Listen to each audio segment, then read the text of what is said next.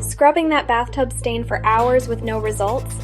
Here's how professionals remove stains you thought were permanent. Hard water rings, rust stains, soap scum buildup, and yellowing won't budge with regular cleaners. You need professional techniques. Method 1. For hard water stains, spray white vinegar, let it sit 30 minutes, then scrub with baking soda paste. The acid breaks down mineral deposits. Method 2. Rust stains need a pumice stone.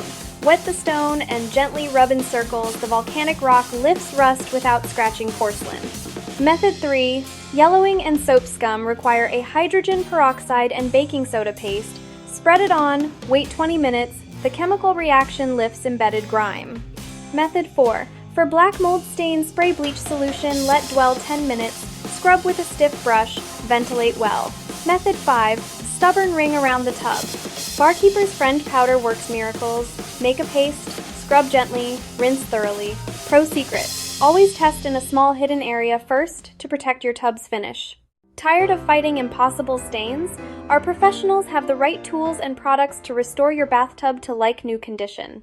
Too busy to clean your home? Call Bear Brothers Cleaning today. 256-633-6332. www.bearbroscleaning.com.